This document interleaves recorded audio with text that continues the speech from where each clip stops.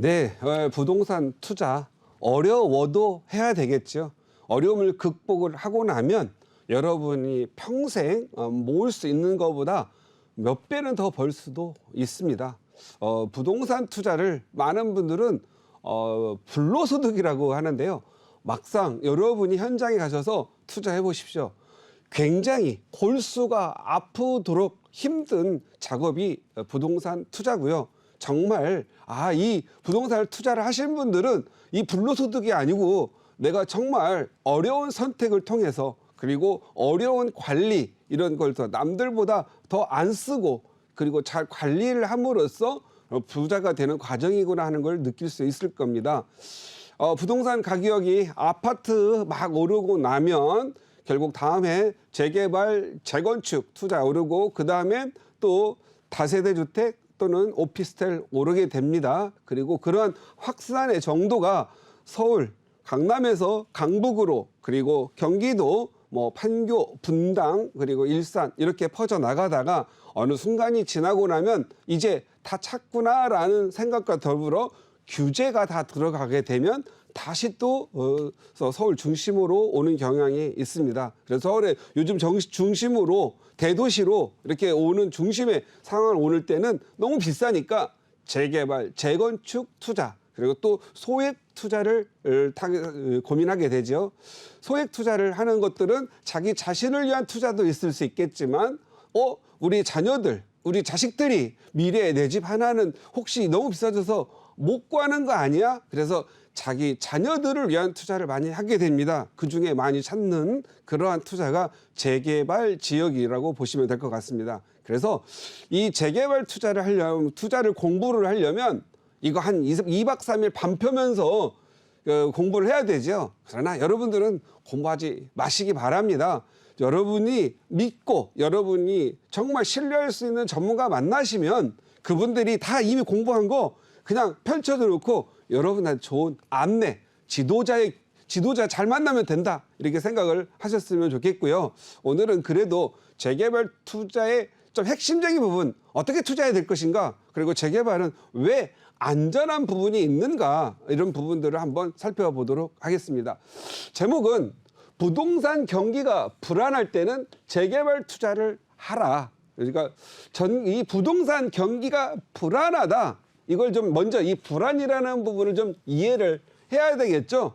첫 번째는 가격이 너무 많이 올라서, 두 번째는 그 세금이 보유세라든가 이런 세금이 너무 높아서, 세 번째는 대출이나 이런 것들 그래서 자금줄이 끊겨서 그래서 투자할 수 없다 이렇게 하시죠. 그런데 가만히 보면은요, 저는 이 과거를 좀 이렇게 보면서 의사결정을 많이 하는데 과거에 예를 들어 볼게요. 여러분들이 2000년에서 IMF 끝나고 나서 2007년 그다음에 2012년 그다음에 현재 이르기까지 한번 쭉 보셨는지 모르겠지만 과거에도 2006, 7년 그때 노무현 대통령 시절이죠. 역시 가격 많이 올랐고요. 세금 굉장히 셌었죠. 그리고 대출도 막아가지고 막 6, 7개월씩 집 사놓고 잔금 못하는 경우가 많았죠. 그런데 그 많은 고통이 결국은 어떻게 됐죠? 해결이 한번 됐어요. 그 다음에 다시 2012년, 13년, 14, 15, 16 거쳐서 가격이 다 회복되고 더 많이 올랐죠. 그냥 결국은 10년을 내다보면 잘 투자한 사람, 내 집 사서 편하게 잘 산 사람들만 부자 됐다라는 거죠. 그리고 내 집 없고 내가 계속 새 살고 딴짓한 사람들은 요즘 소위 벼락거지 이렇게 됐다고 얘기를 하는데 거지가 된 건 아니죠. 너무 많이 올라서 상대적 박탈감이 느낀다라는 거죠. 그런데 중요한 건 반대. 그럼 벼락 부자가 됐느냐? 아니라는 거죠. 사람들은 벼락 부자가 된 게 아니라 그냥 자기 집에 살고 있을 뿐이고 물가 오르고 화폐가치 떨어지니까 결국 올라 있는 거죠. 그런데 그 올라 있는 거 내가 만약에 5억짜리 아파트가 10억 됐다고 바로 팔고 이런 건 아니잖아요. 그냥 팔고 나면 또 어디 살아야 되잖아요. 결국 내 살 집의 가격이 절대적 가치가 증가하고 있다라는 거고 안 오르는 사람들은 상대적으로 내가 안 올라서 박탈감이 생긴다라는 부분입니다. 그렇다면 여러분의 자녀분들 지금 10살 먹은 사람, 12살, 20살, 뭐 또 결혼 앞둔 사람, 무주택자 이런 분들은 어떻게 해야 돼요? 10년 후에 지금 이 경계의 불안이 또 사라지고 난 10년 후, 15년의 모습에 역시 가격이 떨어지고 불안할까요? 또 다시 호황기는 온다라는 거죠. 그렇다면 이 불안한 시기에는 어떻게 내가 지혜롭게 가야 될 거냐. 이 부분이 더 중요하겠죠. 그래서 오늘은 여러분들이 조금 마음을 좀 편하게 접근할 수 있는 재개발, 재건축 지역의 간단한 투자법을 말씀드리도록 하겠습니다. 그런데 꼭 투자를 하려고 하면은 어떤 사람, 특히 남성 여러분들, 특히 논리적 인간이라고 그러죠. 논리적 인간들의 어떤 특성, 자기가 부동산 도정법, 재개발 재건축을 알려면 도정법을 알아야 되죠. 도정법 이걸 반패면서 공부를 합니다. 이거 해서 뭐 하려고 하는지 모르겠어요. 그냥 결론 누군가가 살 때 분양 자격이 있으면 되는 거 아니겠어요? 그리고 돈이 많으면 큰 거 사도 되겠지만 돈이 없으면 작은 거라도 하나 사서 아파트 뭐 입주권 하나 확보하는 게 목적이 돼야 되는데 입주권 하나를 목적이 되는데 무슨 놈의 뭐 도정법을 파가지고 분양 자격이 어떻고 뭐 편법을 찾아야 되고 뭐 이런 분들 있죠. 그거 이제 시작해서 공부하는 분들 하지 마세요. 이런 공부. 이미 한 사람들이 너무 많고요. 전문가라는 사람들이 하다 지쳐가지고 공부할 게 없어가지고 오는 사람한테 그냥 오면은 간단한 대답만 할 수 있는 것들도 많이 있습니다.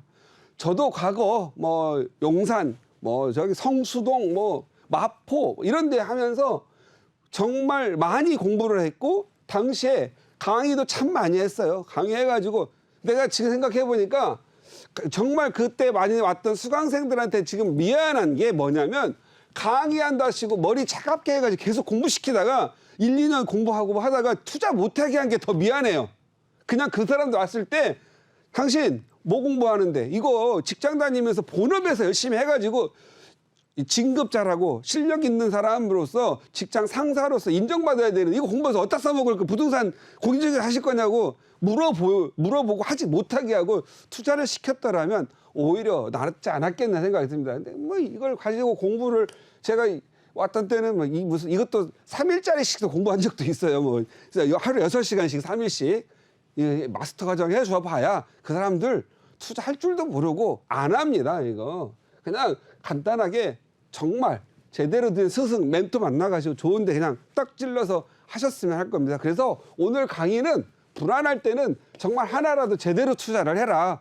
공부 너무 많이 하려고 하지 말고 투자를 하면서 돈 버는 실력을 키우고 경험 쌓아서 노하우를 확보하고 자녀분들한테 좀 나눠줄 줄 알아라. 뭐 이런 정도로 말씀드리겠고요. 이게 저절로 투자하면 알게 됩니다. 자, 오늘의 이 핵심은 이 완성된 아파트 시장과 우리가 왜 이렇게 경기가 불안정할 때는 이 재개발, 재건축을 해야 하는지 그 설명을 좀 할까 합니다. 먼저 요 부분을 그냥 과거 2000년이라고 하겠고요. 여기를 2007년이라고 하겠습니다. 여기 이유를 2008년 어려운 시기라고 말씀드리겠고 여기는 다시 또 2014년에서 지금 2021년 이렇게 된다고 볼게요.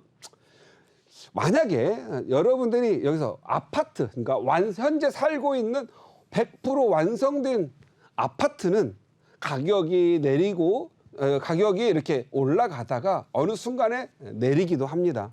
그런데 여기는 아파트의 시세가 오르고 내린다고 합니다. 시세의 오르내림이라고 하죠. 그런데 이 재개발, 재건축에서 생각하는 가격은 목표가가 오르내립니다. 목표가가 오르내립니다. 그런데 지금 여러분이 생각하는 아파트가 나중에 지금 현재 내년, 내후년 뭐 대세 하락한다 뭐 한다 하잖아요. 별로 내리지도 않아요. 아마 10%에서 왔다 갔다 할 거예요. 근데 사는 집, 사고 팔고 하는 사람들한테는 그게 타격이 될 수 있지만 그냥 안 팔고 그냥 가져갈 사람들한테는 또 10년 가져가면 또 다시 오르내려 하다가 올라가겠죠. 그럼 조정기를 거치는 거니까. 그런데 조정기를 못 거치고 뭐 하는 사람들은 그냥 가격이 시세가 이렇게 가다가 한 10%를 떨어졌다고 할게요. 10% 하락.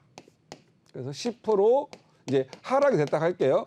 그런데 같이 이 아파트 가격이 떨어지면 목표가, 재개발, 재건축 33평형 아파트의 이 목표가가 같이 10% 떨어진다고 하겠습니다. 10% 떨어지겠죠? 그런데 아파트를 사신 분들은 내 가격이 진짜 10%가 떨어지는 거예요.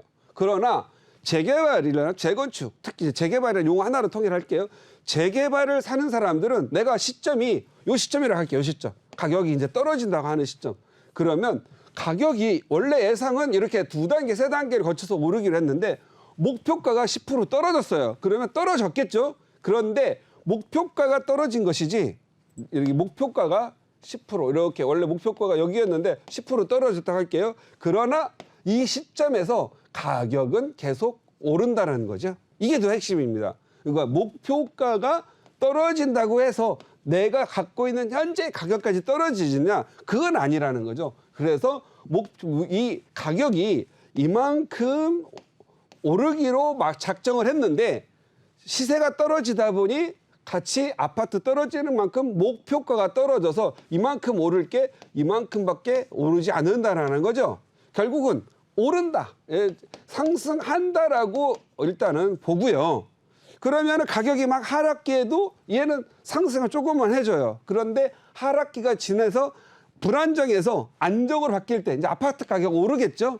그러면 역시 이 재개발 가격도 같이 상승하게 되겠죠. 그러면 더 많이 상승하게 될 거다라는 거죠. 그래서 제가 봤을 때는 특히 서울 같은 데라든가 부산 이런데 주변의 아파트 가격, 우리가 보통 국민주택 규모들 있죠. 국민주택은 우리가 바타는 30평에서 30, 한 5, 6평 정도, 전용 면적 85제곱미터 이하의 24평형이나 30평, 20평대, 30평대 아파트들의 주변의 시세가 높은 지역, 뭐 5억, 6억은 높은 거 아니잖아요. 10억 넘어가면 높은 거죠. 15억 넘으면 더 높은 거죠. 그리고 높은 지역 인근에서 재개발하는 지역 또는 재건축하는 지역의 가격들은 계속 높아질 거라고 믿으셔도 됩니다. 다만 너무 가격이 낮은 지역에 가서 재개발, 재건축을 하게 될 경우에는 결국 예를 들어서 주변의 시세가 뭐 5억도 안 가는데 가가지고 재개발, 재건축하면 요즘 공사비, 인건비 많이 올랐잖아요. 그러다 보면 추가 부담금이 많이 들어가기 때문에 가격 상승 여력이 없고 또 인기가 없는 지역 같은 경우는 입주가 되더라도 가격이 안 오르기 때문에 계속 조정을 받는 현상이 좀 있습니다. 그래서 서울 예를 들어서 갑자기 풍선 효과로 끝물에 오른 지역들, 항상 그런 끝물에 오르는 지역은 오르는 기간이 꼴랑 9개월 이하. 그리고 오른 것도 뭐 예를 들어서 남들 10억 오를 때 인력 오르다가 멈춰가지고 먼저 가격이 빠지는 데 있겠죠. 항상 먼저 오르는 지역은 나중에 내리죠. 이제 먼저 이렇게 만약에 이게 서울이다. 그러면 서울 뭐 판교 분당 뭐 그리고 뭐 이렇게 하다 보면 뭐 파주 이런 데까지 가다 보면 뭐 그 정도도 올랐잖아요. 근데 먼 지역은 늦게 오르고 빨리 꺼지는 습관이 있죠. 왜? 투자자가 가지 않는 거니까. 뭔가 항상 투자자 가지 않는 지역, 이런 지역에서 재개발, 재건축하게 되면 이 재개발에 대한 사업성이 안 좋고 재개발 이후에 대한 프리미엄이 낮기 때문에 거기 있는 조합원들, 즉 주민들이 사업에 대한 열과 성의가 없어요. 열과 성의가 없으면 사업이 지지분화되거나 해제가 되죠. 그럴 경우에는 투자에 대해서 크게 실패할 수가 있거나 그냥 본전 정도밖에 되지 않습니다. 그래서 우리 시청자님들은 정말 좋은 지역, 싼 거보다 하여간에 맨날 가장 많이 여러분들이 속는 얘기가 저평가죠. 저평가. 싼 지역을 저평가라고 하는 이 착시 현상을 일으키는 거거든요. 싼 것과 저평가는 다른 말입니다. 그래서 저평가는 부동산 세계에는 없다. 저평가가 있다라면 풍선 효과도 없죠. 그냥 싼 지역을 쫓아가는, 많이 올랐으니까 내려서 투자를 하는 이런 것들이 좀 있으니까 하시고, 재개발, 재건축은 예를 들어서 준공이 나버리면 시세로 갑니다. 그런데 준공이 나기 전 구역 지정에서부터 조합 인가, 사업 시행 인가, 관리 처분, 이주, 그다음에 공사, 준공. 이 준공 전까지는 물론 우리는 시세라고들 말하죠. 재개발 지분 시세라고 얘기를 하지만 그것은 사는 가격이죠. 사는 가격은 시세입니다. 그러나 지금 여기서 제가 그린 것은 목표가의 가격의 발전입니다. 목표가. 이 시기에는 이 정도 프레임이 있어야 되겠고 준공이 나면은 얼마 정도 가격이 되겠다. 그래서 이 목표가가 터무니없이 높게 책정된 것들은 현재 조심을 하셔야 됩니다. 그렇지만 터무니없이 그냥 시세대로만 인정이 된다라고 한다면 단계별로 진행할 때마다 가격은 오르니까 큰 염두 두지 않고 투자를 하셔도 된다. 그러면 어떤 지역을 선택을 해야 되느냐? 지역의 선택, 지역 선택의 중요성이 매우 중요하겠죠. 그래서 역시 대도시 그리고 아무래도 좀 집중도가 높은 도시 그리고 선호도가 높고 사람이 계속 인구가 늘어날 지역이 중요합니다. 인구가 늘어날 지역. 그리고 인구가 없어지거나 소멸되는 지역을 재개발, 재건축을 하게 되면 나중에 입주할 때 사람이 없죠. 입주할 사람이 없어서 그것은 망하는 겁니다. 재개발, 재건축 투자다 안 망할 것 같죠? 망합니다. 왜? 사업이 진행되더라도 공사비를 감당을 못할 수도 있고 그리고 감당을 못할 줄 알기 때문에 해제가 돼서 그냥 높은 프리미엄을 주고 샀는데 프리미엄이 없어지는 것 같습니다. 그런 경우가 있습니다. 그래서 대도시, 뭐 대도시 하면 뭐 간단하죠. 뭐 서울, 부산, 대전, 대구 뭐 이런 적어도 5대 광역시, 서울 포함한 5대 광역시 정도 하시는 게 가장 유리하다. 그냥 어떤 사람들은 재개발, 재건축 한다면은 1,000만 원, 2,000만 원만 넣고 한다고 그래가지고 뭐 이상한 동네 가가지고 투자해가지고 논밭 옆에 도시 몇 개 있는데 가가지고 그거 재개발, 재건축 한다고 해서 샀어요. 뭐 1,000만 원, 뭐죠? 전세 끼고 뭐 얼마 몇 푼 주고 샀다고 했는데 피 500만 원 받으려다가 5천만 원 피 보고 나오는 경우도 많습니다. 그래서 그런 부분들. 그다음에 중요한 거 아까도 말씀드렸죠. 20평대, 30평대 인근 시세가 높은 지역. 그게 공사비 이상의 어떤 예를 들어서 30평대의 아파트가 어느 지역은 분양가가 4억인데 시세가 한 6억 정도 간다. 그러면 이것도 이게 크게 남는 게 없죠. 추가 부담금은 계속 그때 따라 올라지는 거니까. 근데 지금 6억인데 10년 후에 입주를 하는데 이 6억을 계속 10년 동안 유지를 한다. 그럼 어떤 일이 벌어지죠? 지금 내가 생각했던 아파트 건축 비용이 4억인데 10년 후 동안 인건비 올라가고 철근값 올라가다 보면 가격이 6억에 비슷해지면 남는 게 없잖아요. 그래서 그런 부분을 선별을 잘 하셔야 된다. 그래서 인근 시세가 적어도 10년 후에도 가격이 오를 지역인지 10년 동안 지탱할 지역인지 오히려 빠질 지역인지를 알고 투자를 해야 된다. 그래서 그런 부분 굉장히 중요하고요. 그다음에 노후도가 중요하지요. 이미 사업이 정비구역이 지정이 돼서 진행이 되면 안심하고 할 수 있죠. 그런데 이런 지역은 프리미엄이 높기 때문에 접근하기 힘듭니다. 그래서 노후도가 중요한데 무조건 노후도를 찾아서 또 가다 보면 노후도가 있는데 가격이 높습니다. 자, 자기가 투자하려고 하는데 아이가 이제 10살, 초등학교, 초등학교 10살 아이를 하나 사주고 싶어요.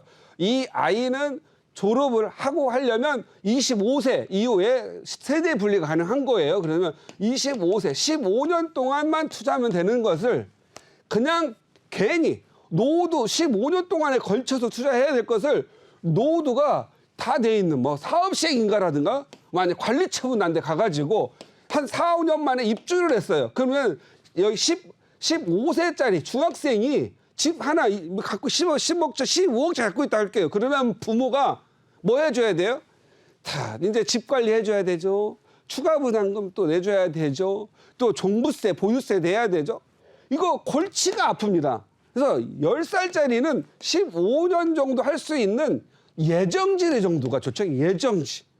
예정지 같은 경우에 예를 들어서 서울의 지역으로 봤을 때는 노후도 한 10세 아이한테는 역삼동 같은 강남의 역삼동 아시죠? 역삼동 같은 경우 해줘야 되는데 굳이 가가지고 어디가 뭐 지금 현재 사업이 좀 진행되고 있는 뭐 용산동 언효로 일가를 갔다 이게 언효로 일가는 이제 구역 지정이 됐으니까 거기에는 안 맞다라는 거죠.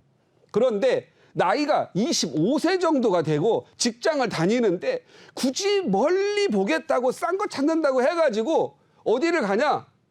제가 봤을 때는 뭐 자양 이동을 간다고 해요. 자양 이동 갔더니 20년 후에 이제 들어갈 입주할 것 같은 거예요. 그래서 25세 아이가 40세가 돼서 45세가 돼가지고 늙어가지고 입주를 하는 거예요. 그러면 아이 키우고 활동하는 계속 이상하게 주거 지역이 열악한 지역에서 살거나 아니면 주거 지역이 열악한 지역에서 전월세 살아야 되는 거죠. 그래서 노도를 볼 때는 투자자의 나이를 좀 고려를 해가지고 형평성 있게 해야 된다.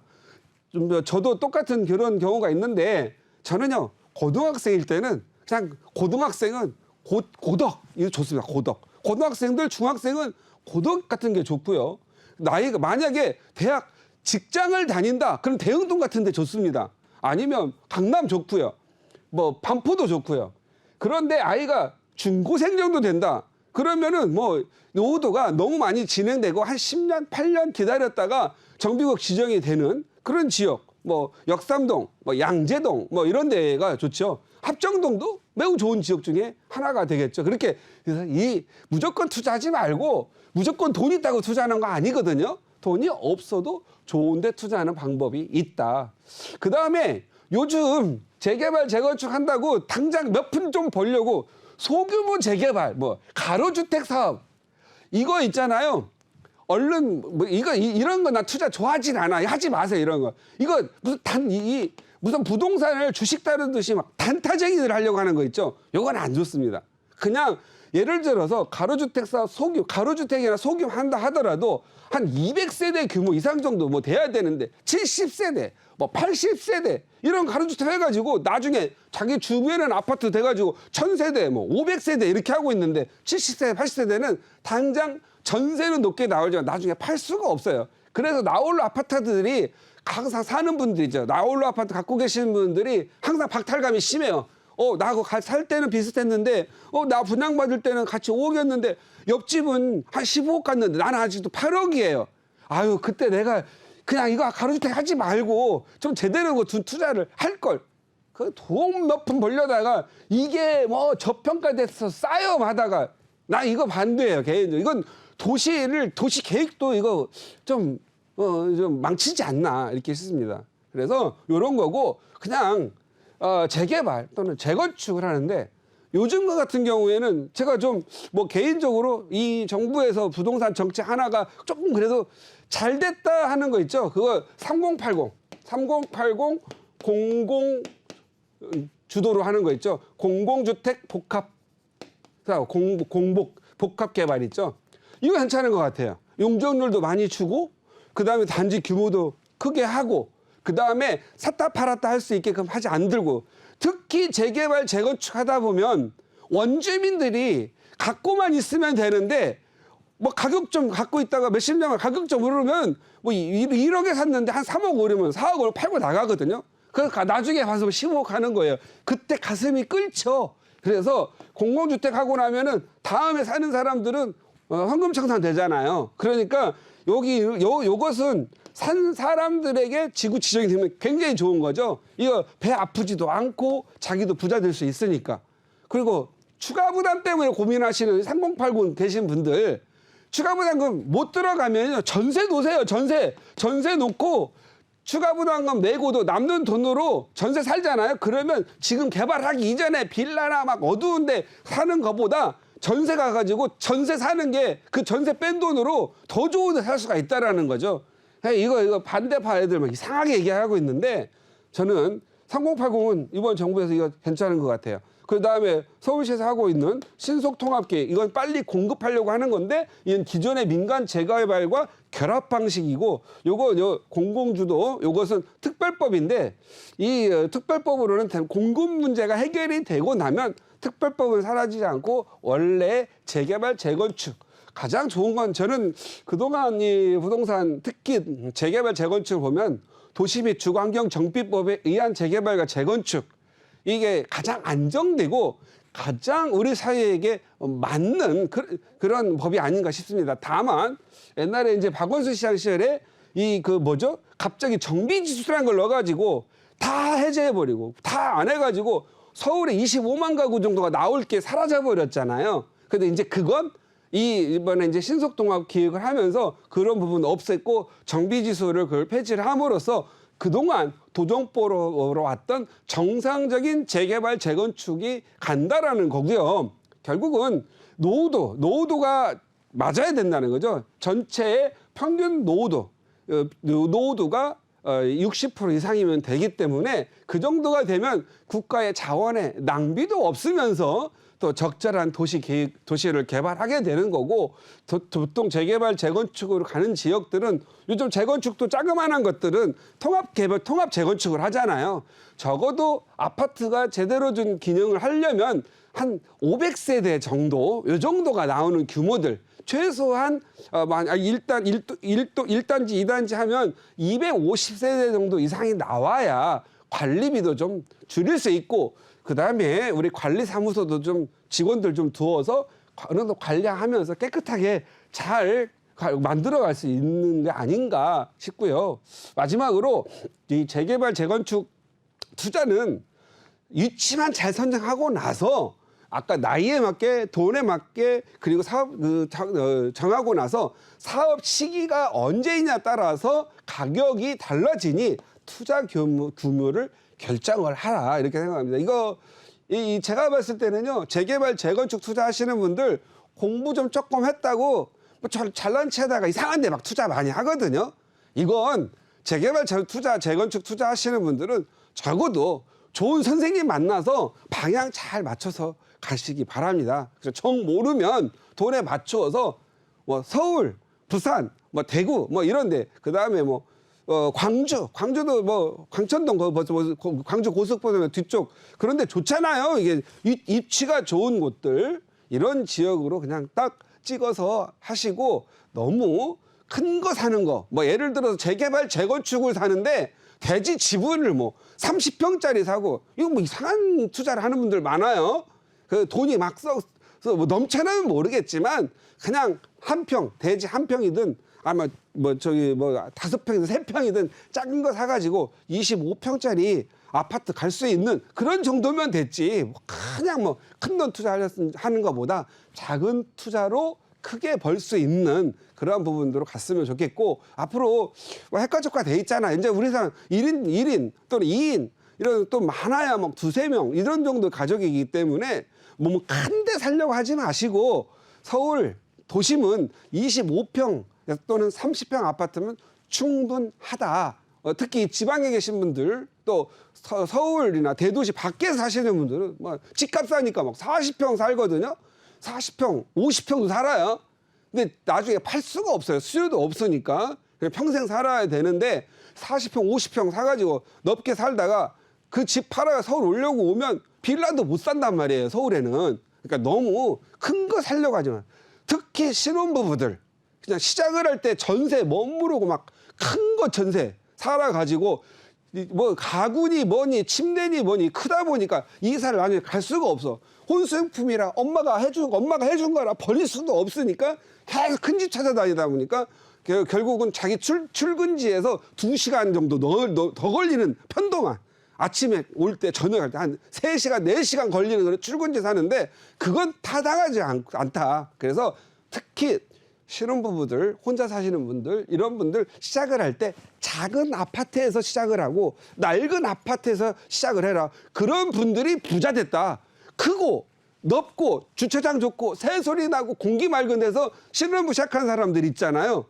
부모가 도와주지 않는 사람 부자 되는 사람이 거의 없는 것 같다. 제가 지금까지 봐왔던 걸 그대로 말씀을 드리는 거거든요. 그래서 작게 시작하고 그리고 좀 더 규모 있고 가성비 높은 투자를 하면서 부자 되시기 바랍니다. 마치도록 하겠습니다.